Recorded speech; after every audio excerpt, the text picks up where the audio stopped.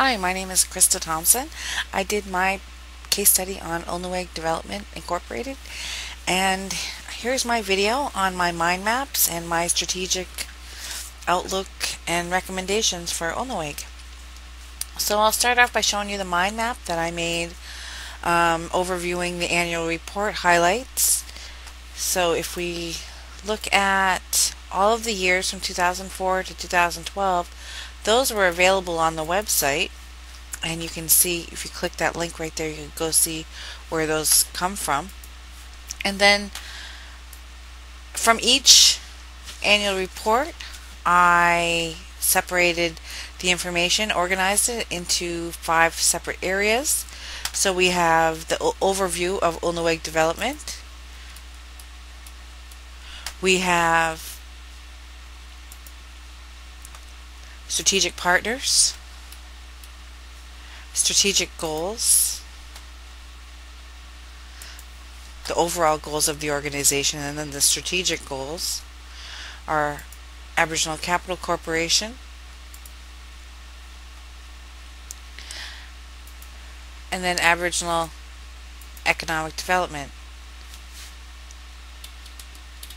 So with an overview of each annual report, I got a better understanding of the organization. This is my Ulnooweg Development Group Incorporated strategy mind map. For this map, I looked at the external environment, Ulnooweg's internal environment. I did strategic analysis and then made recommendations based on all of that information. So under the external environment, I looked at specific to First Nation communities financial institutions, which in Canada is Peace Hills Trust, and then for Atlantic Canada it is Ulnooweg. For the Aboriginal government, there's over 37 communities in Eastern Canada. There's also the Assembly of First Nations, KMK.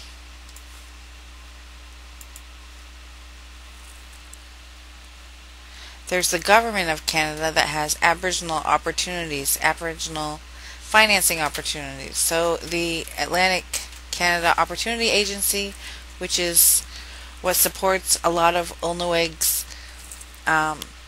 operational funding. We have Aboriginal Business Development Program, which provides a lot of the business financing programming. ABC, supporting their strategic priorities that match Ulnooweg, and then Aboriginal Northern Affairs Canada, providing capital growth, and the Aboriginal Banking Unit, and then the Government of Canada Procurement Strategy for Aboriginal Business. The general environment for the Aboriginal community, I looked at demographic, sociocultural, political, legal, technological, economic, and global. And what was really interesting to find out is that there are almost 100,000 Aboriginal people in Atlantic Canada.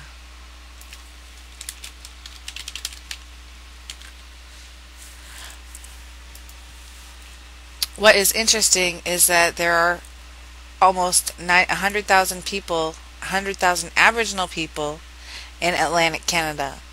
That shows a 22% growth rate in the last 5 years. And a lot of this is due to the new inclusion of Mi'kmaq people into Newfoundland. So there's a whole new group of people who may be requiring services from Ulnooweg. Sociocultural, culture of high importance, the environment, treaty rights, traditional ways, large families, residential school implications, Section 89 of the Indian Act, access to capital, land claims, treaty rights, deregulation, protected lands and waters, justice system, government instability, government and provincial regulations. There's a lot of things going on within the political legal system. Right now there's a high communication, knowledge sharing, maximizing use of useful technology, internet, cell phones, and how does that impact Ulnooweg. They have to take those things into consideration, the economic things, the wealth management, residential schools, land claims, economic development initiatives, funding, and then all of those missed opportunities that have gone by, or we just don't have the flexibility to jump on the bandwagon with those things. The global human rights, global oil, water, environment, treaty rights, indigenous women. There's so many issues that you have to consider when looking at the environment with the Aboriginal community. So access to capital, I mentioned that Section 89. Well, there's challenges, and access to capital in the literature is the major issue. Loan amounts are generally too small to be of interest to mainstream financial institutions. They higher risk, limited equity, no collateral. There's management problems, financial track records. The market is small, so there's really a lot of issues that Aboriginal people face, and those issues are things that Ulnooweg has to manage. So under the Section 89 of the Indian Act, there's certain requirements, and there's a link here to report to talk about the barriers to economic development within First Nation communities, and it's a huge challenge, and it just makes it that much more difficult for Aboriginal people to escape the cycle of poverty. So I looked at the industry environment and looked at Canadian banks that had Aboriginal specialization. So it looks like a lot of banks really want Aboriginal people's business. So you have Scotiabank, the First Nations Bank of Canada, RBC, BMO, BDC, and Van City. Also, well, competition in Atlantic Canada is the Credit Union Atlantic. They offer a small business financing program, and I hear it's a really good program. The Government of Canada, for everyone else, the Business Development Bank of Canada, and Chris Gugu said that these are his biggest competition to Ulnooweg. CMHC has the mortgages for, I think, 80% of all of Aboriginal homes in Canada.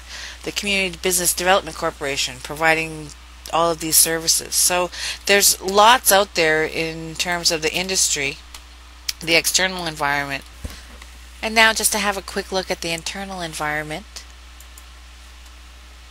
of Ulnooweg. We have the Ulnooweg's value system made up of all of the players within the organization. How does Ulnooweg create value for its customers? I believe through CEO Todd Hoskin, through HR management, the committees and teams, their technology development, constant research and development, the overall general administration, and through their ISO 9000-2008 have excellent management practices. They're all over Atlantic Canada, available when clients need them. They provide business services to KMK. They have a high dedication to services. They have different programs to offer different entrepreneurs support. I think there's this program up to $250,000 for Aboriginal community-owned business, working on access to private capital, and the fisheries business development teams is really going forward. I believe that Ulnooweg has been able to sustain competitive advantage because of the chiefs as the board of directors. They're the only Aboriginal financing organization in Canada, in Atlantic Canada, supported at all levels of government, and the ISO 9001-2008 sets the requirements for the quality management system. They also undertook the Atlantic Aboriginal Financial Services Market Demand Study. Now this study was started, I believe, in 2004, where it was brought to the chiefs in 2005, where it was approved, and the study results being implemented started in 2011, I believe. So it's been a long process for this study. The objectives of the study was the assessment of the financial needs of the Aboriginal community, It examined the experience of other Aboriginal groups and institutions, and it analyzed the requirements of the capital markets and regulatory institutions. The recommendations were the establishment of Atlantic Aboriginal Credit Union, the creation of an alternative financing corporation, and establishing a working group to identify potential roles of government in providing incentives for private capital. So those are all things that Ulnooweg has looked at